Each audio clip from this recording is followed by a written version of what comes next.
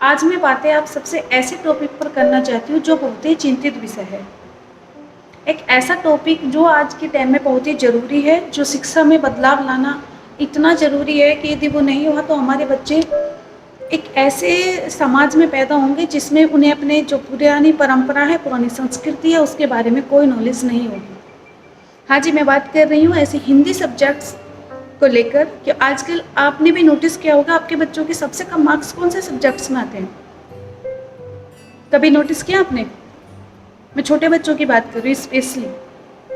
छोटे बच्चों के सबसे कम मार्क्स आते हैं हिंदी सब्जेक्ट्स में, क्योंकि आजकल स्कूल होने वाली स्कूलों में पढ़ाई ऐसी हो रही है कि उसमें इंग्लिश सब्जेक्ट्स पर फोकस किया जा रहा है।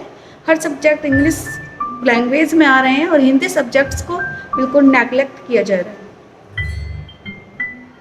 सबसे कम मार्क्स हिंदी सब्जेक्ट्स में आने का मेन कारण है क्योंकि हिंदी को इस रूप में देखा जा रहा है कि हिंदी को एक विशेष स्थान न देकर हिंदी को एक लावारिस की तरह रखा जा रहा है सब्जेक्ट्सों में।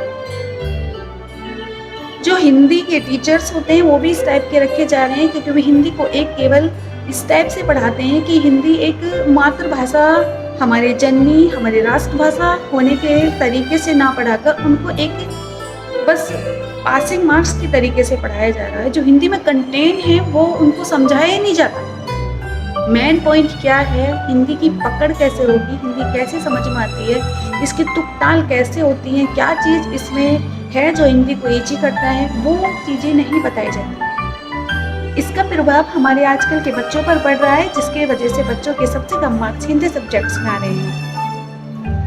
ई ई उ, उ अंग से शे शे, ये ऐसे छोटे छोटे से पॉइंट हैं, इनके बारे में बच्चों को नॉलेज ही नहीं है।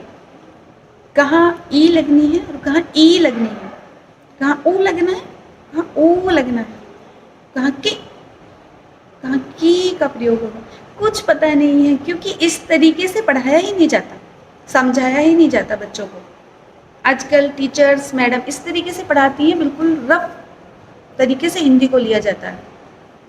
यदि आप ध्यान दो कि हिंदी 10 तक की तो बहुत बड़ी बात है, यदि आपने 8th तक भी हिंदी को ढंग से समझकर पढ़ लिया ना, तो आप आगे जाकर आगे अगली क्लासों में जो आप एग्ज़ाम देते हैं, जो हिंदी से रिलेटेड एग्ज़ाम होते हैं, उनमें आपको जो प्राइमरी लेवल तक की वो हिंदी पढ़ते हो ना, रिवीजन करते हो उसका द्वारा, उसका करने का ज़रूरत भी नहीं है। वो इतनी अच्छी पकड़ हो जाएगी, इतनी अच्छे से समझ हो जाएगी आपको हिंदी सब्जेक्ट्स को लेकर बहुत ज़्यादा। और वो इस तरीके से बचपन में ही जब बच्चों को नहीं पढ़ाओगे तो फिर आगे चलकर वो जो एक एक पॉइंट आप पढ़ते हो ना, उनके लिए कोचिंग लेते हो, उनके लिए एडवांस ऐप चल रही हैं, उनसे डाउनलोड कर करके हिंदी पढ़ रहे हो, तो उसका यही नतीजा है। जो आजकल हिंदी बच्चों को पढ़ाई जा रही है, आगे चलकर यही हो, अब भी यही हो रहा है, आगे चलकर तो पक्का यही होने वाला है कि बिना कोचिंग के हिंदी सब्जेक्ट्स को नहीं समझ पाओगे आप। मेनली हिंदी सब्जेक्ट जो हमारा मातृभाषा में रिलेटेड सब्जेक्ट है, उसको पढ़ने के लिए आपको कोचिंग लेना पड़ रहा है। कितनी दुख भरी बात है कि आपको वो सब्जेक्ट समझ में नहीं आ रहा जो हमारी, जिस पर हमारी सबसे अच्छी पकड़ होनी चाहिए, उसके लिए आपको कोचिंग लेना पड़ रहा है। क्यों लेना पड़ रहा है? पहले से तो अपने बच्चों को इस टाइप से पढ़ाते नहीं।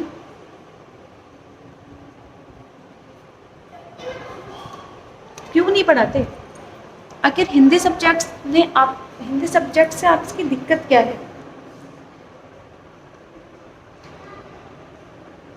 बट एक और फोकस किया जा रहा है कि बच्चों को बस इस तरीके से तैयार कर दो कि वे एग्जाम के लिए तैयार हो जाएं। कभी आपने कोशिश की कि बच्चों को एक अपना बिजनेस खड़ा कर सके, उनकी ऐसी सोच हो, वे छोटेपन में नए नए एक्सपेरिमेंट कर सके, इस टाइप के बच्चों को कुछ सिखाया जाए? नहीं, बस लड़कों के ज़्यादा मार्क्स आ रहे हैं, लड़कियों के कम मार्क्स आ रहे हैं, लड़कियों टॉप कर रही हैं, आपस में लड़कियों में कंपटीशन हो रहा है स्कूलों में। बेटा 15 बच्चे, सबको अच्छे नंबर लाने हैं, सब अच्छे नंबर ले आएंगे, लेकिन उस नंबर से बच्चों में आपस में इतना प्यार नहीं है कि आपस में एक दूसरे के साथ वे बुक भी शेयर कर सकें। क्यों नहीं कर रहे? क्योंकि आपने सब बच्चों से कह दिया सब बच्चों को अच्छे मार्क्स लाने हैं, बेटा तुझे भी टॉप करना है, जब उस बच्चे से मिले बेटा तुझे टॉप करना है। उससे क्या होता है कि बच्चों में आपस में इतना ज़्यादा कंपटीशन हो रहा है कि बच्चे एक दूसरे से बातें करना तो दूर, एक दूसरे से अपने बुक, अपने विचार, अपनी जो बातें हैं वो तक शेयर नहीं करते। खेल खेल में हर चीज़ में कंपटीशन ला दिया है। जिस उम्र में बच्चों को साथ रहना चाहिए, एक दूसरे के साथ बातें शेयर करनी चाहिए, अपनी बुक शेयर करके आपस में ग्रुपिंग में पढ़ना चाहिए, उसमें आपने कंपटीशन को लागू घुसाया। छोटे छोटे बच्चों को कंपटीशन की क्या ज़रूरत है भाई? छोटे बच्चों को तो इस तरीके से पढ़ाई करनी चाहिए कि उनको प्यार से पढ़ें, एक दूसरे के साथ बातें कर कर समझ कर पढ़ें। उसमें भी आपने ये चीज़ें ला दिया कि लड़के अच्छे पढ़ रहे हैं, लड़कियाँ अच्छी पढ़ रही हैं, तुझे टॉप करना है, तुझे टॉप करना है। ये पॉइंट, इस पॉइंटों से बच्चों में क्या होता है कि बच्चों में आपस में मतभेद होता है, उनमें झगड़ा होता है, उनमें आपस में जो प्यार होना चाहिए बचपन में वो नहीं होता। मेरी आप सबसे रिक्वेस्ट है कि ये जो शिक्षा की जो नीतियाँ हैं, थोड़ा थोड़ा इनमें बदलाव लाने की बहुत ज़्यादा ज़रूरत है। इससे क्या होगा कि आजकल घर में तो तनतनी चल ही रही है सबके घरों में, राज्य में तनतनी चल रही है, पूरे देश में चल रही है, और वो आप छोटे छोटे नन्हे बच्चों में भी लाकर घुसेड़ दिया आपने। कंपटीशन के दौर में इतना भी कंपटीशन ना करो कि बच्चे आपस में बात करना बंद कर दें। अरे एग्ज़ाम देना, एक जॉब करना ज़रूरी है क्या? बच्चे अपनी कंपनी खड़ी नहीं कर सकते? बच्चों टीचर बनना ज़रूरी है क्या? बच्चे स्कूल नहीं खोल सकते अपना? ये जो सारे बच्चे आपस में पढ़ रहे हैं, क्या अलग अलग टीचर बनने ज़रूरी है क्या? वे सारे मिलकर एक ग्रुप बनाकर बच्चे अपने आने वाली नई पीढ़ियों को नहीं पढ़ा सकते?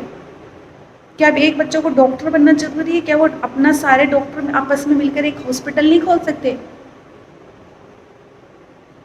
एक डॉक्टर की इतनी वैल्यू नहीं है जितने एक यदि बच्चे ने सारे यदि ग्रुप हैं उनमें सबने मिलकर आपस में इतना अच्छे से उनमें स्टार्टिंग अंडरस्टैंडिंग थी बचपन से कि उन्होंने बड़ा चलकर सारे डॉक्टर्स ने अपने इकट्ठा होकर एक ग्रुप बनाकर अपने एक हॉस्पिटल खोल लिया, उसमें वो सेवा कर रहे हैं सबकी। ऐसी भावना यदि तुम बचपन से लोगे, एक इंजीनियर का काम होता है एक अच्छा पुल बनाना।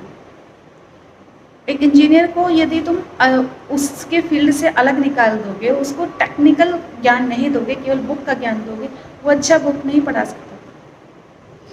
मेरे कहने का मतलब ये है कि हर किसी को ये ज़रूरी नहीं है कि तुम कंपटीशन में ही डालो, हर किसी को मिलकर भी बच्चे आपस में छोटेपन में बच्चे मिलकर पढ़ाई कर सकते हैं। उनको कंपटीशन के रेस में मत घुसाओ। मैंने देखा बच्चे चिड़चिड़े होते जा रहे हैं, आपस में बातें नहीं करते एक दूसरे से, एक दूसरे को बुक तक शेयर नहीं करते, अपनी नोटबुक शेयर नहीं करते। इसलिए नहीं करते उसके मेरे से ज़्यादा मार्क्स आ जाएंगे।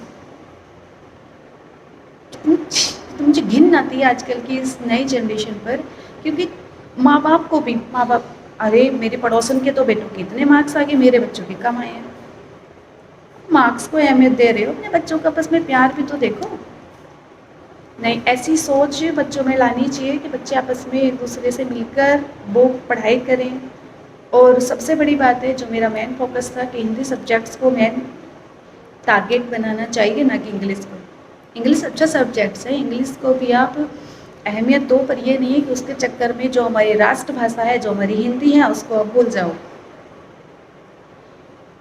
मेरा मोटिव ये नहीं है कि मैं वीडियो बनाकर पैसे कमा रही हूँ, ना।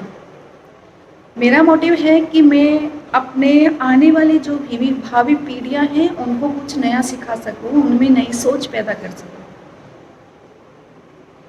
जो मेरी वीडियो देख रहे हैं, हो सकता है उनके अपने बच्चे हों, या कोई वो खुद बच्चे भी देख रहे हो, कोई भी देख सकता है, वो सोचे कि आप इसमें ऐसा क्यों कर रहे हैं, और अपने बच्चों के बारे में भी सोचे कि उनको स्पेशली माँ बाप का फर्ज बनता है कि वो थोड़ा ध्यान अपने बच्चों की हिंदी लैंग्वेज को सुधारने में भी दें, उनको समझ कर आएँ। बच्चों की तो दूर की बात है, बड़े बड़े आदमी छोटी बड़ी इन चीज़ों में कन्फ्यूजन करते हैं, उनसे खुद लिखना नहीं आता, अपने बच्चों को तो क्या सिखाएंगे वो? क्या इंग्लिश के बिना देश का विकास नहीं हो सकता?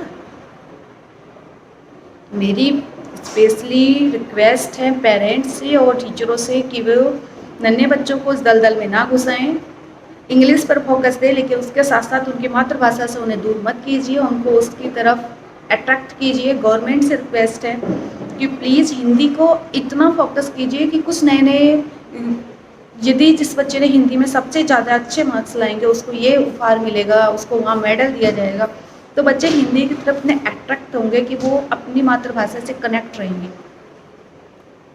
छोटे छोटे हिंट देने चाहिए जिससे बच्चा हिंदी में भी नया विकास करे। आजकल तो मेडिसिन के क्षेत्र में भी हिंदी को वरीयता दी जा रही है। तो प्लीज़ मेरी आप सबसे रिक्वेस्ट है, हिंदी सब्जेक्ट्स पर गौर करो। ओके, बस ये कहना था मुझे।